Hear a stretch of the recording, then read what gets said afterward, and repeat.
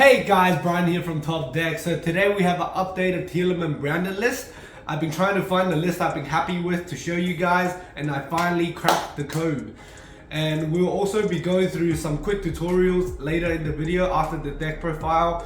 I will try to keep my explanations short this time, but thorough, so precise, concise. Yeah, well, without further ado, let's get right in. Begin with the deck profile. We have the Tearlament engine. There's some changes to it. You will see 3 Field Spell, 3 Merly, 3 Havinus, 3 Siren, and 3 Rhino Heart. So we're trying to max out on all the names, and now we also added a Selic, as well as we kept the Meta Noise. So we're playing the full list of tiers, because I have been noticing that the mills have been getting unlucky, so we want to maximize the chance of hitting something, maximize success, minimize variance. So in order to minimize the variance of not hitting, we're just maxing out on the names, and we want to draw them as well. So yep, that's the Tearlament engine, and then we'll just move on. We'll be quick this time, so we have more time to go through the explanations. So we're playing, for the branded engine, we're playing 1 Albaz, 2 Alubas, 2 Opening, and 2 branded fusions. So we cut down the branded engine a little, because I find that drawing too many of them is never good. You realistically want to see 1 of these, because 2 of them leads to the same thing, and they kind of defeat. They kind of conflict with each other. It defeats the purpose of the branded deck to try and the branded portion to try and play around more hand traps. So yeah, so we cut down a whole 3 since the last deck profile, and the 1 following of Albaz. Some people may worry about the 1 following of the Albaz, say, oh, what if you draw it? Your branded fusion's dead. If you're that unlucky to draw your 2 of branded fusion and 1 of Albaz, you're probably not winning anyways. Let's say we were playing 2 Albaz, you have dead Albaz and a fusion in hand. But worst comes to worst, you can always normal summon the Albaz, discard the fusion for super poly effect. Yep, so that's the branded engine. And then we're moving on to the miscellaneous cards. So we will go through, of course, the King of the Swamp engine. We have 3 King of the Swamp, 2 Polymerization. So King of the Swamp finally upped it to 3. We're playing a main deck of 40, optimized, okay? So we're playing a main deck of 40. We have very high chance to mill this guy. We have very high chance to draw this guy. When King of the Swamp is in the graveyard, it's so much easier to play. It gives you so many more lines in your fusions. Yeah, this is amazing. So we're playing the 1 Beast. This is the 1 card in the deck, probably the only card in the deck that you don't really want to see. However, it's not a hard brick. Any of your discard effects, any of your fusion effects can still affect this, and if you polymerization, you still draw a card. It's amazing. It's the only pseudo brick in the deck.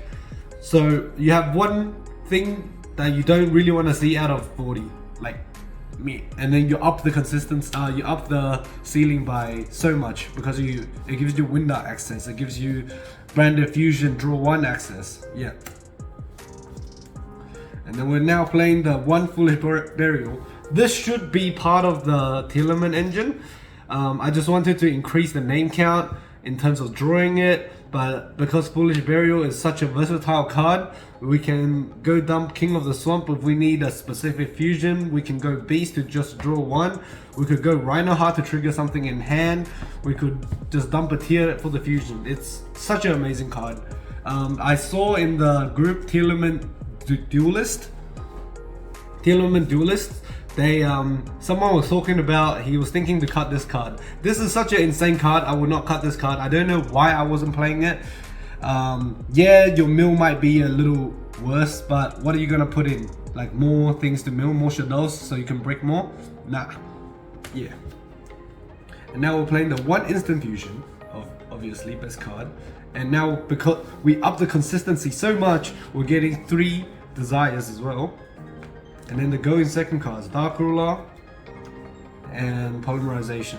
So you may have noticed I cut the droplets. So the droplets really conflict with the deck in terms of resource management. We are already a fusion deck. It's really hard to maintain the advantage while you're fusioning your things away, losing your hand bit by bit. The only thing to mitigate that is probably including the small Frightful engine, but the Frightful engine is not too good, you know. Yeah, it just loses to more things. So this is the ratio we decided to play: 1 instant fusion, 2 desires, 3 poly, and 3 Dark Ruler normal. So that's a main deck. It's a main deck of 40. If you guys can tell me a card you don't want to see in this deck, in this whole deck, a card that you don't want to see, oh, then the list is not optimized. You guys may say the trap. The trap is only bad going second. There's only 2 bad things to draw going second. And let's say the rest of your deck is insane, which it is. This is just follow up for next turn. You just set it, and then you don't need to search out kit. You can just use kit to push. Yeah, so very optimized. 40. And now we're onto the extra deck.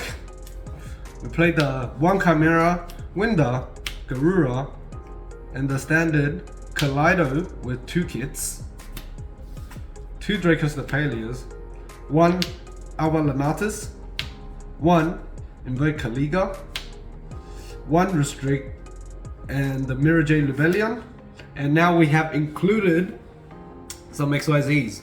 So because it is the branded list, we don't really go into a lot of XYZs. However, due to my recent experience in the mirror, sometimes you can go suboptimal line and just end on a dweller, and they just can't play through it.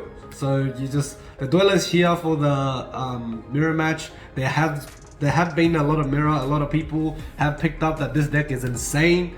Yeah, so and the Time Thief Redoer, it's more for the D barriers. So when you get D barrier, you just make it, you just go a line where you can make Time Thief Redoer.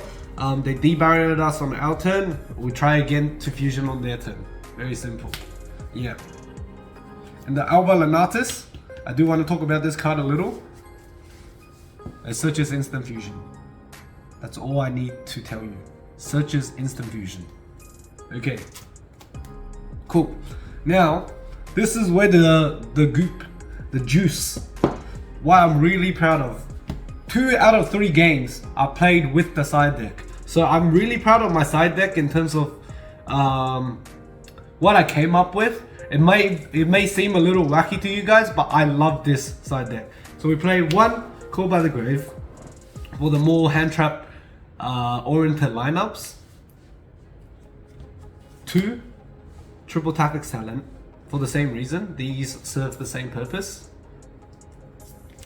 3 Twin Twisters. Okay. 3 Evenly Matched. Twin Twister and Evenly Matched, don't need to say too much about it. Twin Twister for any kind of back row deck Flunder. This, any kind of back row deck Flunder. Even in the mirror, this is insane. Yep.